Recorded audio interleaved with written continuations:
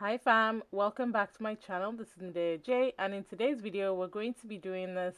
It's like a Valentine's Day inspired. I know I'm hella late, but I was really loving these pinks and berry colors, and so I wanted to create a look using the Juvias Place the Berries palette. So if you're interested in finding out how I got this simple to achieve look, then definitely keep on watching. Alright, so the first thing we're gonna do is obviously show off this gorgeous palette. This is the Berries by Juvia's Place, and I realized that I've actually never really used this palette on YouTube. I've used it a couple of times on Instagram, I've done Instagram lives with it, but just never on YouTube, which is really strange. So I'm using the Plouise Rumour number 2 base. This is a pretty light base because we're going in with some pinks and reds, and I really don't want to compromise on the color payoff, so going all over with that. And then I'm starting off on the outer corner with the darkest shade in the palette. I absolutely love the way this color just comes out.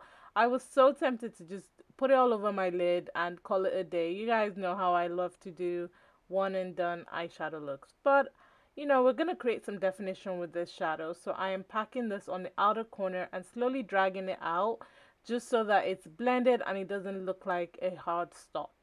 And then I'm using this red shade to blend out the edge of that dark berry color. Again, creating some dimension, but still making sure that everything is diffused and, blends into each other.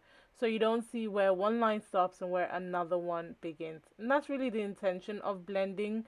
You always want to make sure that the colors are seamless and you don't know where each one stops. There's no hard stop or harsh line. And then I'm going into this lighter shade to blend again, and this time to make sure that all three shades are nicely blended and have a seamless gradation. With shadows like this, especially because of the pigmentation, kind of always want to go a little bit at a time and pack your color on, as opposed to really rubbing your brush into the palette and then trying to blend it out. It's harder to take away color than it is to apply. So I'm cutting my crease, just a loose cut. I'm not doing anything too crazy. I'm using a small flat brush from P. Louise to cut my crease. I'm not cutting it all the way. I'm doing more like a half cut crease. And then I'm going in with this shade. This shade is a matte shade, but it also has like specks of glitter in it, which really came through when I was packing it on. I couldn't really see it through the monitor, but I could see it through my camera. The shadow itself is highly pigmented. The color payoff of this palette is gorgeous. It's definitely a harder pressed pan palette compared to the others, but the color payoff, like you can't deny that it's such a gorgeous palette. So once that's blended, again, I'm just going to dip into the other shadows and make sure that there are no harsh lines and everything is blended. Again, you don't want to see where one shadow stops and where another one begins. I cleaned off all the excess that dropped on my face, and then for my face, I'm using my primer from Laura Mercier. All the products that I'm using today will definitely be linked in the description box. Don't worry, I got you. And then I'm using this sample that I got from MAC. This is the MAC Studio Fix Fluid in C55. I actually just purchased a full bottle of this foundation because I actually really love the way it matches me.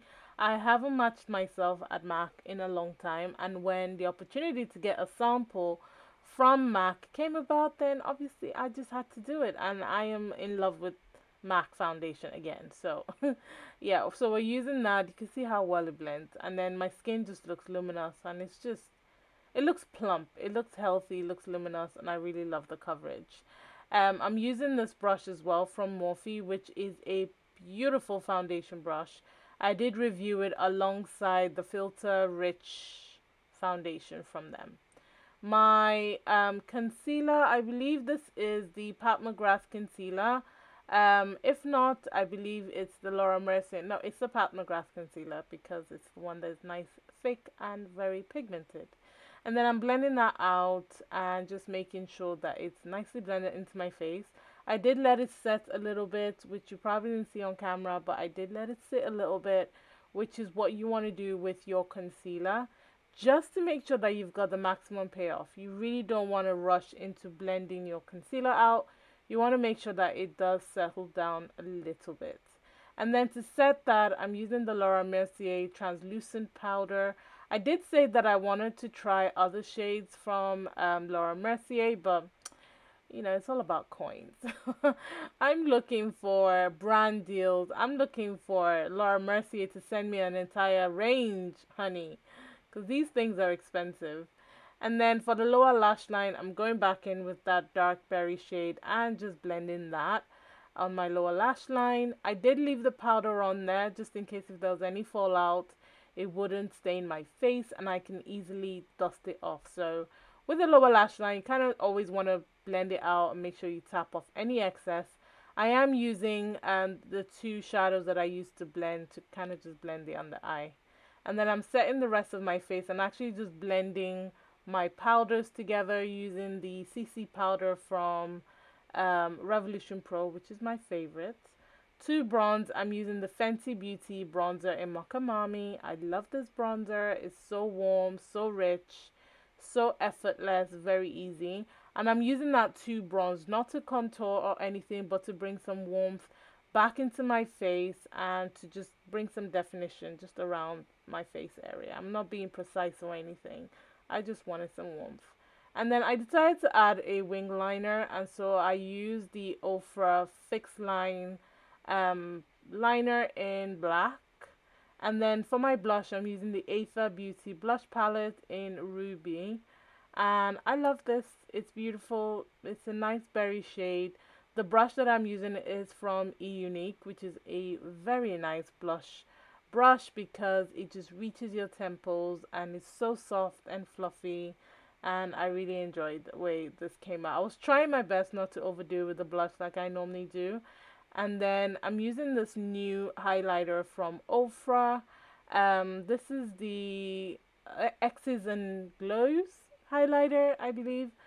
Do you see that? Do you see that highlight? It's so pretty. So, so pretty. I absolutely love this. So, just blending that and living my best life. And then for my lashes, I'm using the Morphe Lash Primer. And then I'm going to go in with my mascara. I've said this in a couple of videos, but if you are taking a break from lashes and you want to give your lashes really good definition, definitely invest in a primer. This is the one from Morphe that I absolutely love. It's about £10, so definitely get your hands on it. I do have a discount code with Morphe, which is GlamFam553. I don't get any money from it, but you know, if it's going to save you some coins so you can enjoy your lash products, then please use it. My lips is the Hydramatte liquid lipstick from Gerard Cosmetics in Boss Lady. This is the reformulation of the shade, which brings more of an earthy red vibe to it. And this is the finished look. I decided to leave my little quiff the way it is because it looked really edgy. But yeah, this is it. I do love that little palette. I feel like you can create so many beautiful looks. I've always done different variations using this palette, so I love it. I hope you enjoyed it, and if you did, please go ahead and give it a thumbs up and subscribe to my channel. Turn on your notification bell so you know when next I release a video. Remember, God doesn't like ugly. Be nice to someone today, and Black Lives will always matter, and I'll catch you in a future video. Thanks, and bye.